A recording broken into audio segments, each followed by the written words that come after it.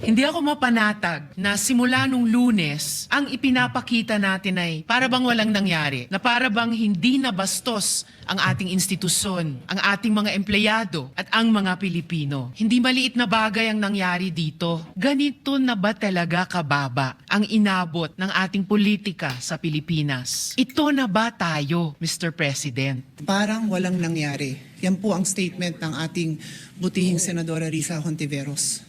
Siguro po para sa inyong mga wala dito. Pero para sa amin na nandito, napakaraming nangyari. Takot na takot po ako na kailangan ko na magpaalam sa mga anak ko. At yung staff ko, 2 pintuan ang pagitan ko sa putukan. Yung staff ko na si Claire, na 20 years na sa akin, nandun siya sa labas. She has a 12-year-old son. Kinuwento niya sa akin lately na tumatakbo siya, hindi niya alam kung saan siya pupunta. Kaya para sabihin niyo na walang nangyari. Napakasakit para sa aming lahat na nandito. I was not speaking about our personal feelings. I was speaking about our institutional posture. Thank you for Our grief as senators is valid, but our mandate requires action. Ito mga kaibigan, reaction video lang tayo ha. Ikutin nyo lang. What's the pleasure of Senator Erwin? Mr. President, just a quick manifestation. Sir, go ahead. Mr. President, I'd like to make a manifestation. What happened inside the Senate premises last week is deeply alarming, regardless of which side one stands politically. I know you will agree with me, Mr. President. Many versions of the armed confrontation are now circulating. Statements were made that the Senate was under attack, while the executive denies of any offensive operation. Some claim that the tension was triggered by the recent changes in Senate leadership. There are allegations involving the OSAA, the NBI, and even a speculation that the shooting itself was smokescreen to facilitate an escape or create confusion. And even more disturbing are allegations attempting to implicate the minority just because nakauwi na po kami. With all due respect, Mr. President, on May 12, a day before the incident, the new Senate leadership informed the body the intention to have an all-senators caucus. On May 13, the day of the incident, around 5:02 p.m., it was modified to a majority-only caucus. Naturally, members of the minority who were no longer part of those internal deliberations eventually went home, Mr. President. To suggest that the mere fact that some senators were responsible for what later transpired just because they had already left the premises is speculative, irresponsible, and unsupported by evidence.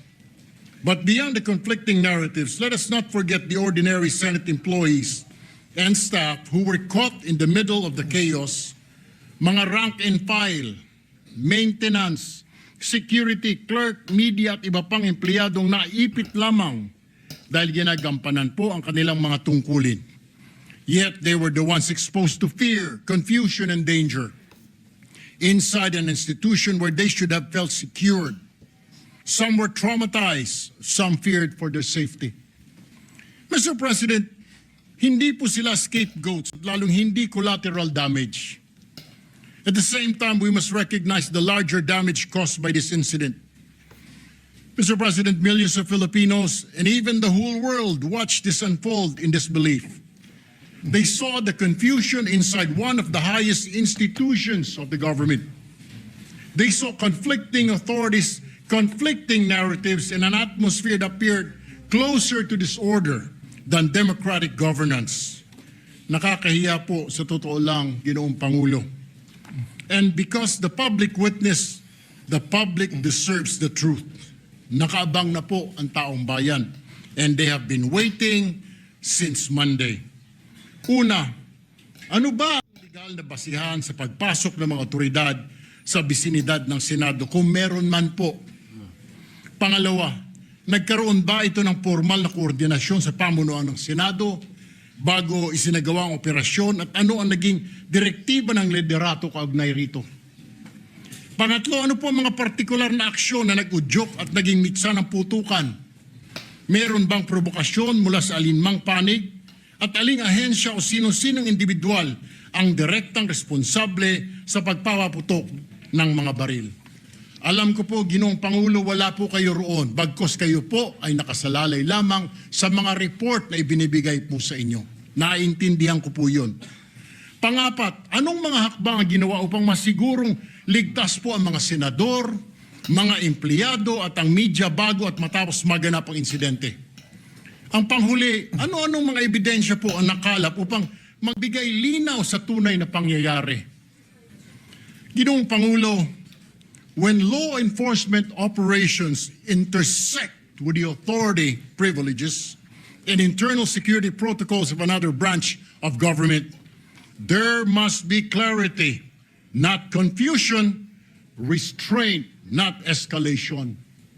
Alam ko po na may kanya-kanyang investigasyon ay sinasagawa ang Senado at NBI. Magulo na nangyayari. But there is merit in the public outcry for an impartial, independent, and facts-based investigation. Mahalagang may tuguyod po ang isang proseso na patas, transparent, at may kredibilidad sa mata ng publiko. Walang undue influence, walang haka-haka. At the end of the day, Mr. President, no camp wins when public confidence in institution is weakened. The Senate is not a venue for armed confrontation, Mr. President, or competing display of forces or political theater. It is a constitutional institution governed by law, order, and respect for due process. Hindi po drama, aksyon o comedy ang hanap ng taong bayan. They are asking for truth, accountability, and stability. And that is precisely what this institution owes them, Mr. President.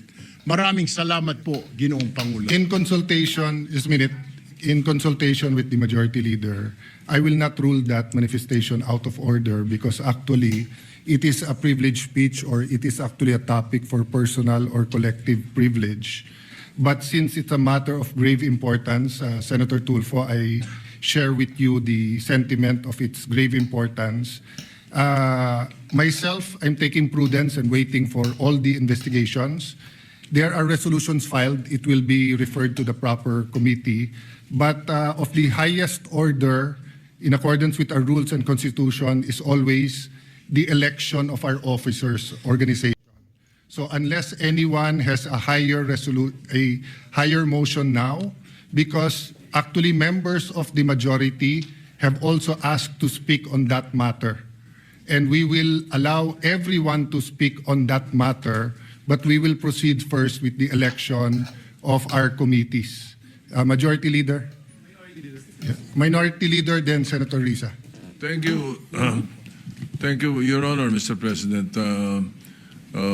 We concur, but the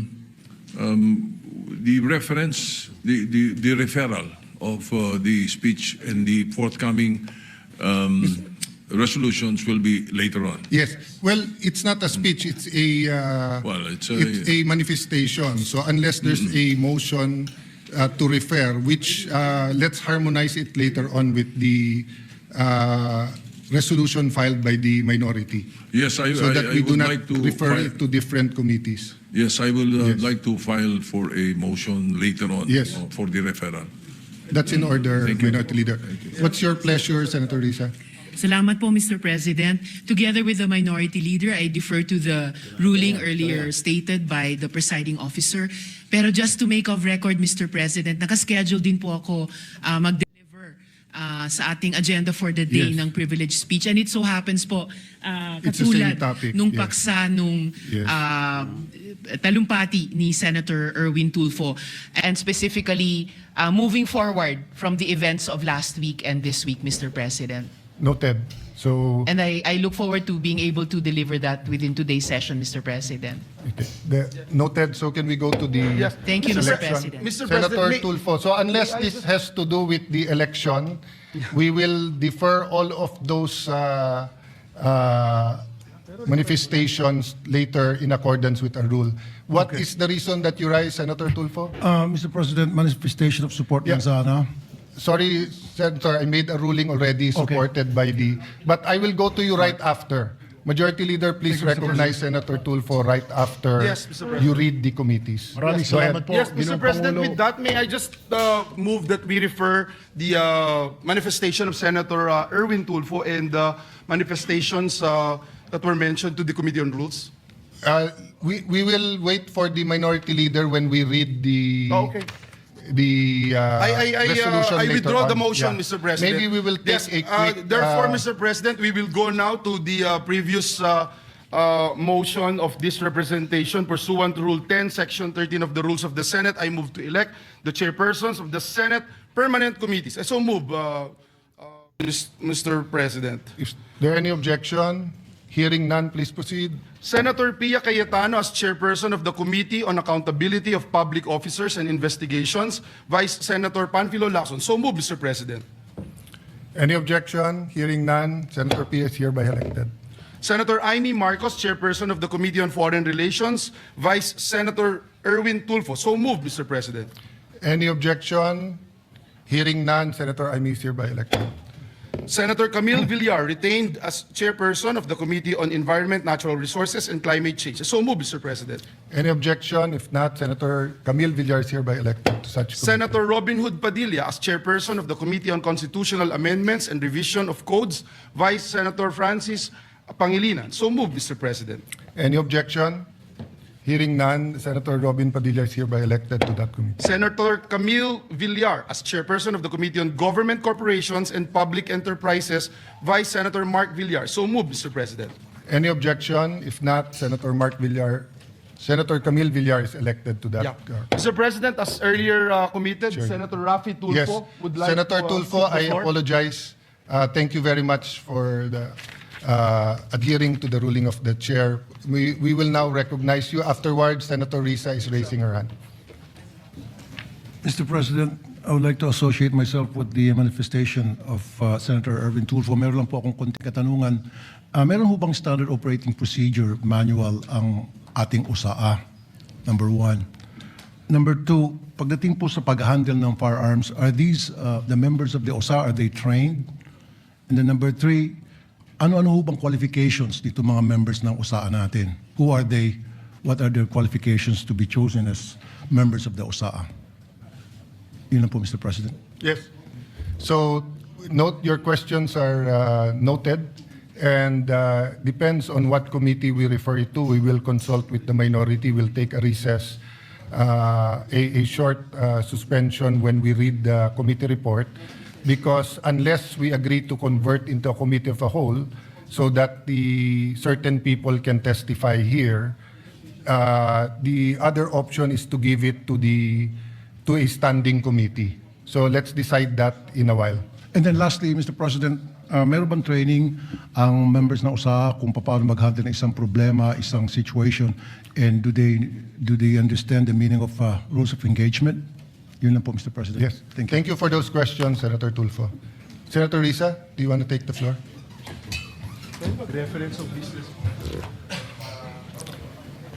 Yung sa summons. Salamat po, Mr. President. Mr. President, I rise on a matter of personal and collective privilege. Mr. President, halos isang linggo na matapos ang habulan at barilan dito sa Senado.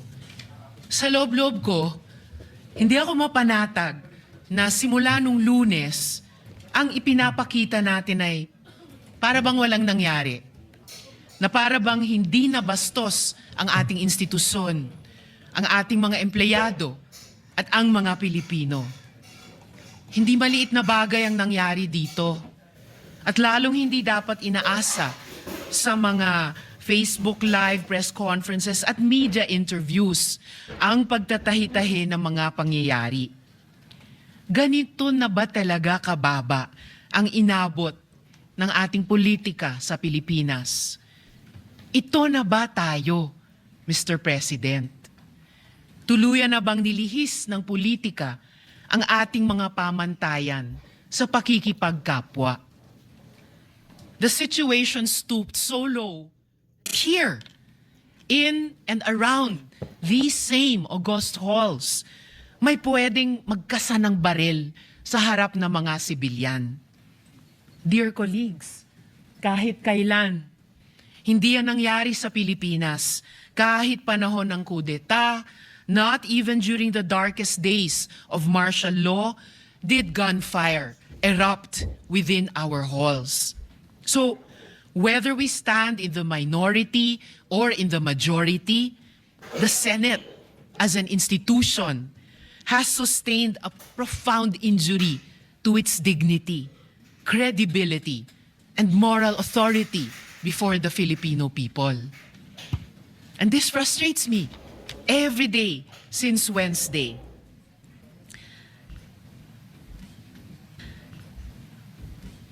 Including in the context of initial findings from the investigation conducted by the Department of Justice, the Department of the Interior and Local Government, and the Philippine National Police, beginning to reveal various points. Patuloy pa rin ang investigasyon, Mr. President, at dapat lang. But still, this needs to be said. Kapag may nagpaputok ng baril, right here in the people's house, kapag naghasik ka ng takot sa mga empleyado, sa media, sa security personnel, at sa mga sibilyan, kapag may natroma dahil sa karahasan, at umuuwing nanginginig at hindi mapakali sa sariling bahay, lampas na ito sa isu ng pamumulitika. Pambabastos na yan at pang-aabuso sa lahat-lahat ng ipinagkatiwala sa Senado bilang mga lingkod bayan. As we all know, democracy has always made room for disagreement. But, dear colleagues, hindi na ito political disagreement. Hindi na ito issue ng kampihan. What should trouble us is the manner by which this agreement is being settled, which reflects a broader national discourse that has become more coarse and unforgiving. When aggression is normalized and humiliation is treated as political currency. We cannot have a culture that proudly treats fellow Filipinos as enemies to be defeated, all in the name of clout. Yung mga pagbabanta, pambibintang, pananakit ng damdamin, hindi yan ang dapat ginagawang sukatan ng tapang.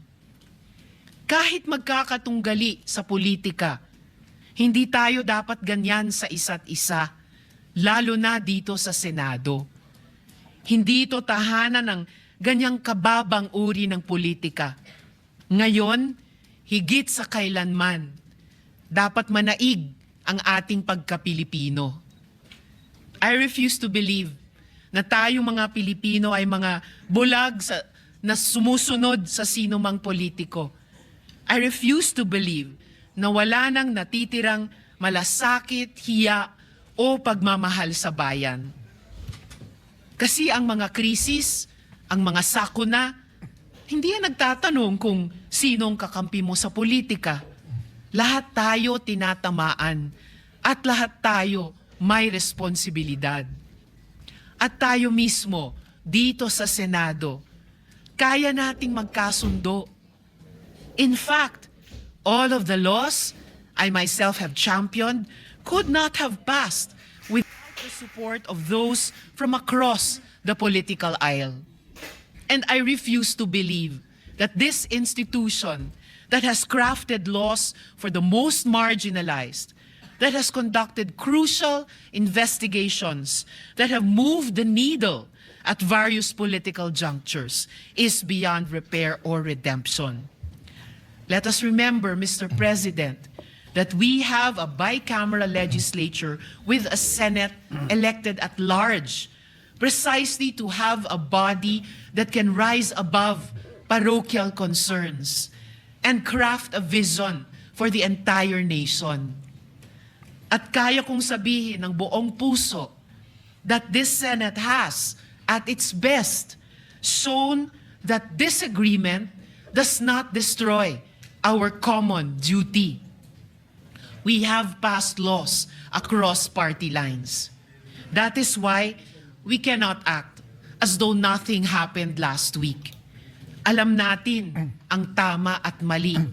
Alam natin kapag sumosobra na.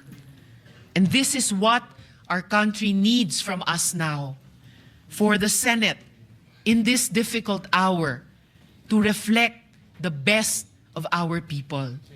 May we prove worthy of the trust that our people have placed in us. Marami pong salamat sa inyo at sa lahat, Mr. President. Before I recognize Senator Piad and Senator Marcoleta, you know, the curious thing is the prayer of Senator Kiko and the prayer of former Senate President Tito Soto yesterday. Ito We mga all agree kaibigan, with it. babasahin natin ang comment ng ating mga kababayan, ha? Kasi ngalngalan sila ng ngalngalan dyan. Okay. Napanood ko na yung kanina eh. Sa mga nangyaring maging wise tayo. Okay. Ayon sa ating mga kababayan, ito mga comment nila, ha? Sa mga nangyari, maging wise tayo sa pagpili ng totoong may malasakit para sa taong bayan. Okay. Napakaganda mga kaibigan, ha? Ang kanyang message. For the senator who stand for the rights of Filipino citizen. Oh. Kailangang managot ang lahat ng sangkot ng gumawa at nagplano ng gulo. Oh, tama. Tama. Okay? Your best actress of the year, Miss Pia Cayetano. Oh. Salamat po sa mga senador na may dignidad at prinsipyo. Best performance ever, well done. Okay? Wow. Vote wisely, Filipino. Okay? Bumuto ng tama, mga kaibigan, ha? Sana busisiin ng gusto ang sarili at kaguluhan sa Senado. Ganon. Yes, abolish the Senate and Congressman. Itira na lang ang mayor at presidente. Mahirap yan. Okay? Pangit din pag walang congressman at senador. Okay? Kung presidente na lang, mahirap. Okay? Tsaka mayor. Total, marami na kayong artista dyan sa Senado. Bakit hindi na lang kayo gumawa ng teleserye? Grabe naman ito. Okay? Yan mga kaibigan, napanood natin itong politics na nangyayari sa ating bayan na talaga namang mapapa-OMG ka. Naulit ko, reaction video lang ito bilang ordinaryong Pilipino na talaga namang nakasubaybay sa nangyayari at nagaganap sa bansang Pilipinas ngayon. Okay? Subscribe to the channel. Don't forget, comment. Bye-bye. Thank you.